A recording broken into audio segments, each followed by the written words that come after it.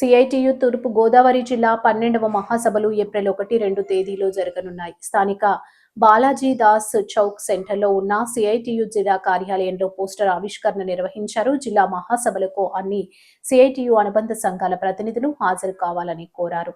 CITU జిల్లా అధ్యక్ష కార్యదర్శులు ఎం సుధాకర్ బాబు, బి పవన్ మాట్లాడుతూ ఈ మహాసభలో కార్మికులకు వ్యతిరేకంగా ప్రభుత్వం తీసుకొచ్చిన లేబర్ కోడ్స్ దానిని ప్రతిఘటించిన కార్మిక హక్కుల రక్షణకు ఏ రకమైన పోరాటాలు నిర్వహించాలి అని అంశాలు చర్చిస్తామని తెలిపారు.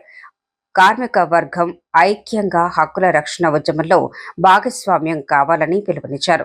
సిఐటియు ఈ జిల్లాలో ప్రధాన పరిశ్రమల్లో కార్మికుల హక్కుల కాపాడటానికి అనేక ఉద్యమాలు నిర్వహిస్తుందన్నారు. ప్రభుత్వం యజమానుల పక్షాన ఉండి కార్మికుల్ని బానిసలుగా మార్చే లేబర్ కోడ్స్ ను తీసుకొచ్చిందని విమర్శించారు. షాప్స్ అండ్ ఎస్టాబ్లిష్మెంట్ చట్టాన్ని సవరించి రోజుకు 24 గంటలు, వారంలో 7 రోజులు తెరుచుకోవచ్చునని మార్చి 12న విడుదల చేసిన జీవో 5ను ఉపసంహరించుకోవాలని డిమాండ్ చేశారు. జిల్లా నాయకత్వం SS Murthy, T Arun, Ramachandra Rao, B Purnima Raju, T Tulasi, Y Baby Rani తదితరులు పాల్గొన్నారు.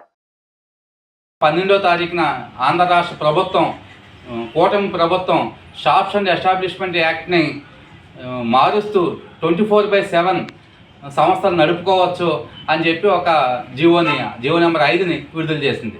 అంటే 8 గంటల పని విధానం దానికి స్వస్తి పలికేశారు. 24 గంటలు పని చేసుకోవచ్చు, ఓపెన్ చేసుకోవచ్చు అని చెప్తా ఉన్నారు. కానీ ఎక్కడ పని గంటలు అమలు చేయమని కానీ, అదనంగా పనిచేసిన దానికి ఓటీ ఇవ్వమని కానీ ప్రస్తావన లేకుండా జీవో ఇచ్చారు. అంటే ఈరోజు కార్పొరేట్ కంపెనీలకి, ప్రైవేట్ యాజమాన్యాలకి మద్దతు ఇచ్చే పద్ధతిలో, వాళ్ళకి సేవ చేసే పద్ధతిలోనే ప్రభుత్వాలు పనిచేస్తూ ఉన్నాయి. కార్మికుల్ని కట్టు బానిసలుగా మార్చేటువంటి విధానాలు అవలంబిస్తూ ఉన్నాయి. ఈ తరుణంలో సిఐటియు తూర్పుగోదావరి జిల్లా మహాసభలు జరగబోతూ ఉన్నాయి.